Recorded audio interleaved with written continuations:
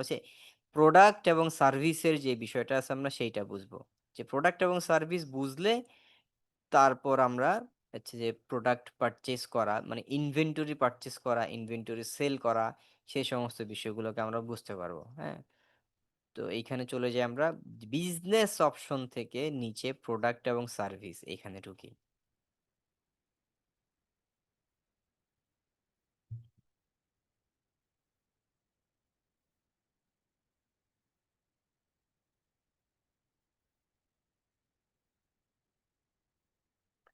তো এখানে কোনো আইটেম নাই, পুরাই খালি একেবারে। হ্যাঁ, এখান থেকে আমরা শুরু করি একদম শুরু থেকে। যে চাইলে আপনি নতুন একটা আইটেম অ্যাড করতে পারেন। চাইলে কোনো একটা আপনার এক্সেলে করা টরা থাকলে সেইটাকে আপনি ইম্পোর্ট করে নিয়ে আসতে পারেন। অথবা আপনি চাইলে আবার ওপেনিং ব্যালেন্সও সেট করতে পারেন আরকি, যেটা আপনি আনবেন টানবেন সেগুলার। আচ্ছা।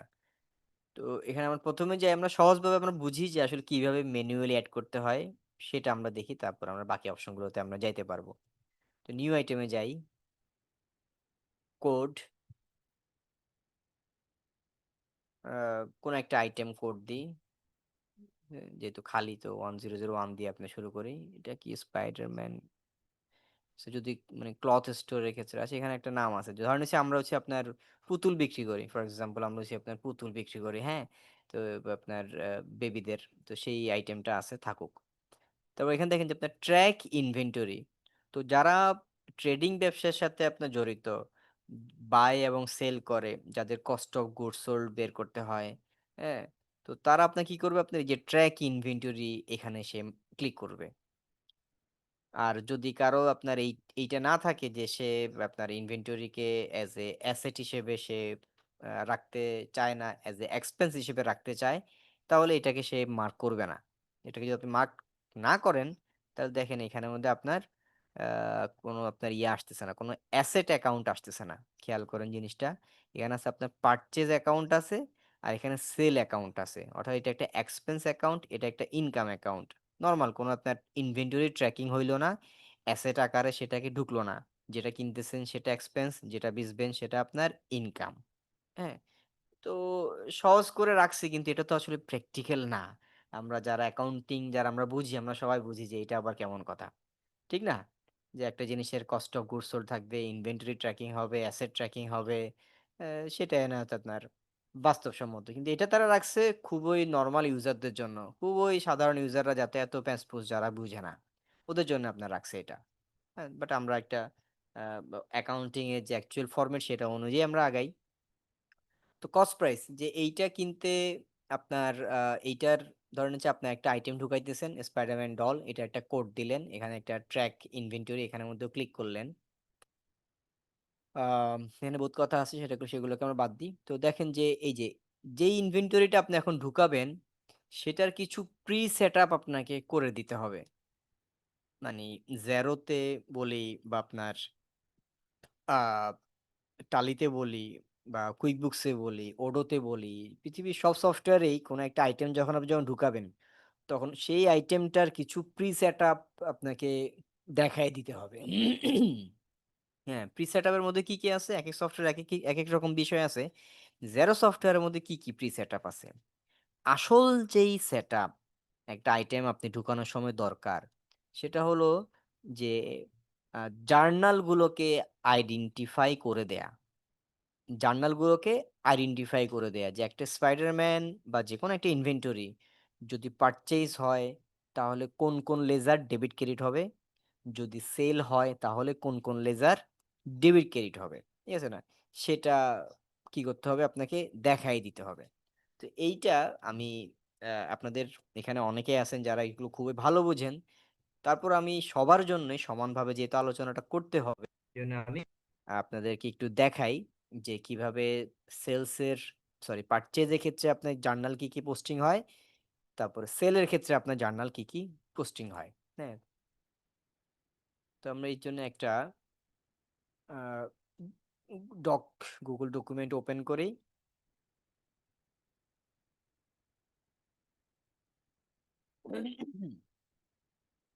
আমরা জানি যখন আমরা কোনো একটা কিছু কিনি, হ্যাঁ?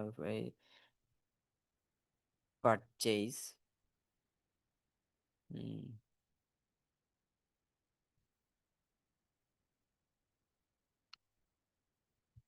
আরে,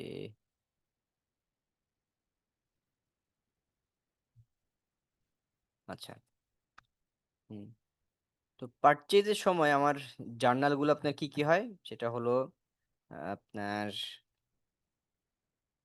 ইনভেন্টরি, অ্যাসেট, ডেবিট, হ্যাঁ, আর হচ্ছে যে আপনার অ্যাকাউন্ট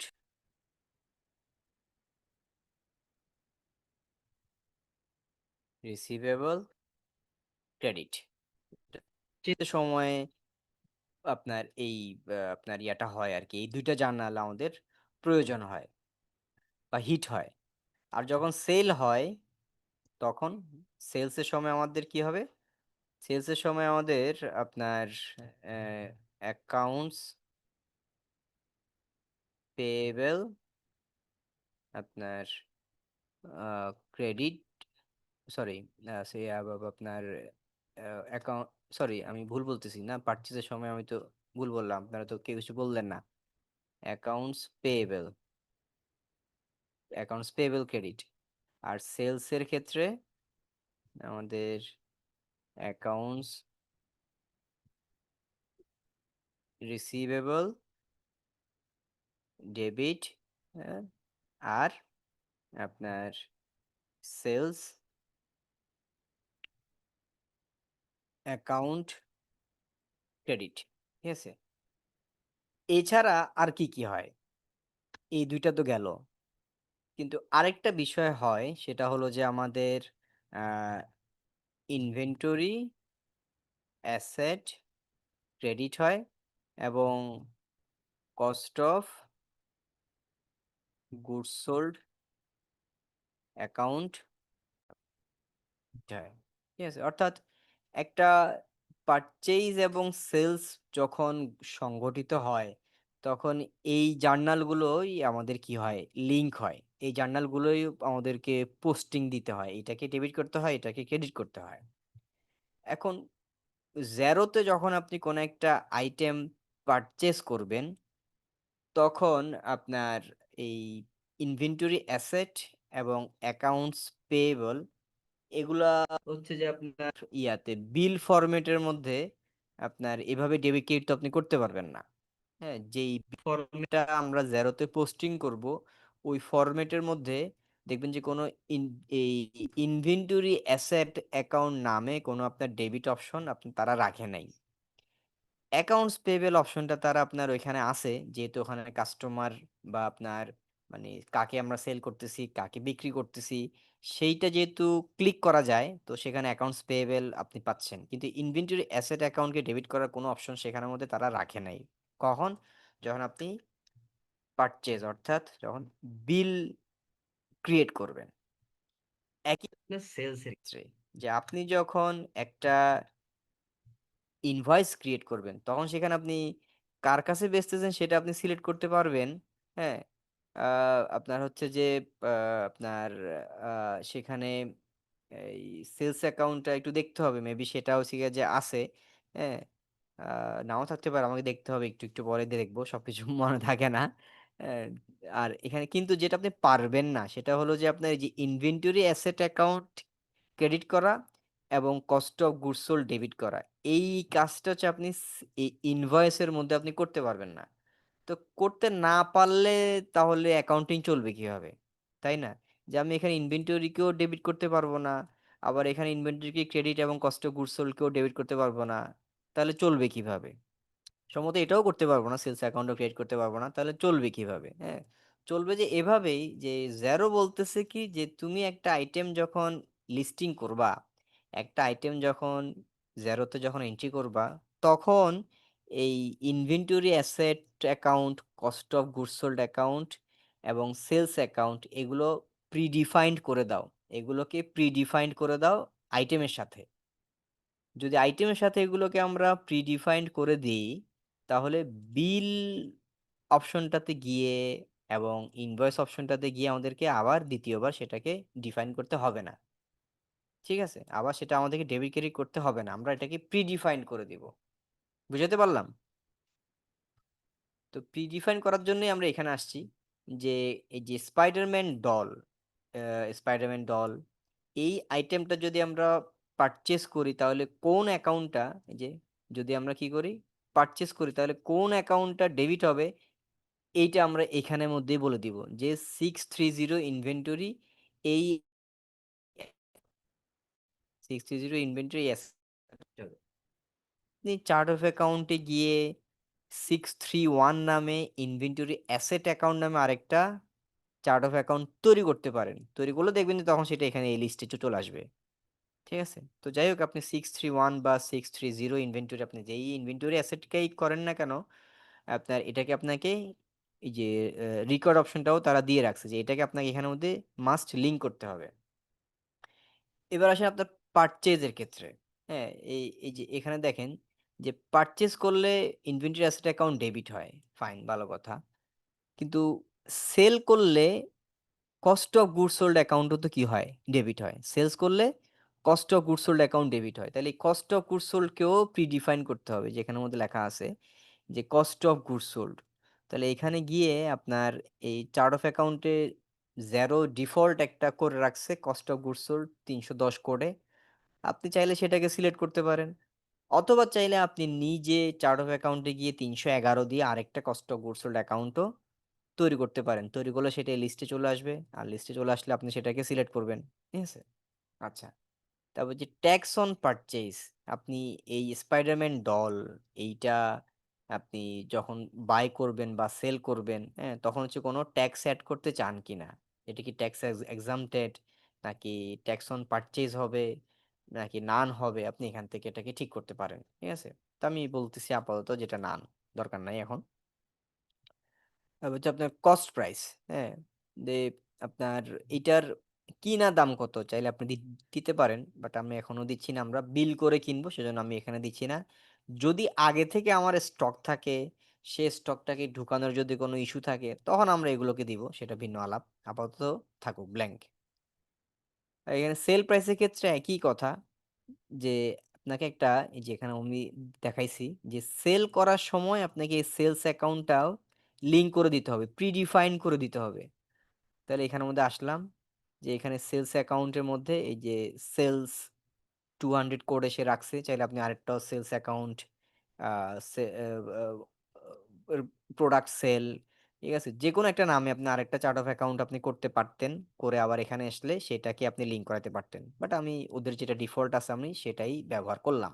হ্যাঁ, ট্যাক্স ক্যালকুলেশন করতে চান কিনা আমি বললাম যে না, নো বলে দিলাম। ঠিক আছে, ওকে।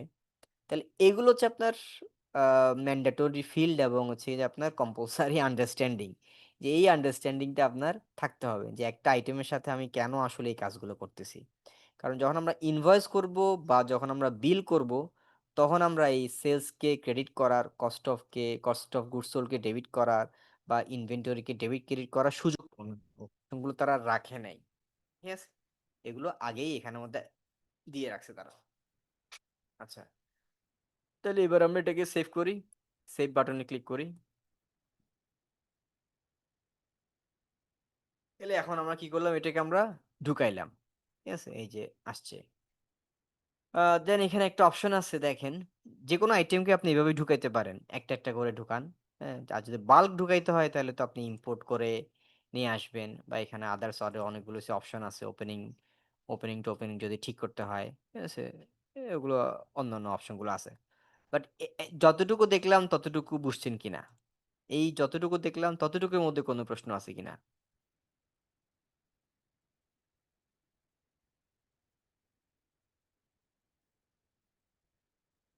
ক্লিয়ার, হ্যাঁ, আচ্ছা। আর যদি কোনো কারণে যদি নাম ধাম চেঞ্জ করতে হয় বা জিনিসটাকে যদি ডুপ্লিকেট করতে হয়, অ্যাডজাস্টমেন্ট দিতে হয়, তাহলে আমরা এইগুলো করতে পারি। তো ডুপ্লিকেট করাটা সহজ, বা আরেকটা আইটেম যদি করতে হয় আবার আমাদেরকে নিউতে গিয়ে থেকে সব ledger, inventory, inventory ledger, sales ledger, cost of goods ledger সব সিলেক্ট করতে হবে। তার চাইতে ইজি হচ্ছে আমরা যদি ডুপ্লিকেট দিয়ে দিই। ঠিক আছে, যে কোনো সফটওয়্যারে আপনারা যে ডুপ্লিকেটটা দিয়ে দিলে খুব ইজিলি কাজটা করা যায় আর কি। হ্যাঁ, কারণ প্রি সেটিং তাইলে সবই থাকলো, প্রি সেট আপ যা ছিল সবই থাকলো। 1002 দিই, স্পাইডারম্যানের স্মল নাম দিলাম। তাহলে দেখেন এখানে সবগুলো প্রিডিফাইন্ড যা যা কিছু ফিল্ড ছিল সবকিছুই চলে আসছে, এমনকি এটাও চলে আসছে, কিন্তু এটাকে তো ঠিক করতে হবে। হ্যাঁ, সেভ দিই, তাহলে আরেকটা আইটেমও চলে আসলো কোড ওয়াইজ। তাহলে আমরা দেখলাম যে কিভাবে আইটেম অ্যাড করে।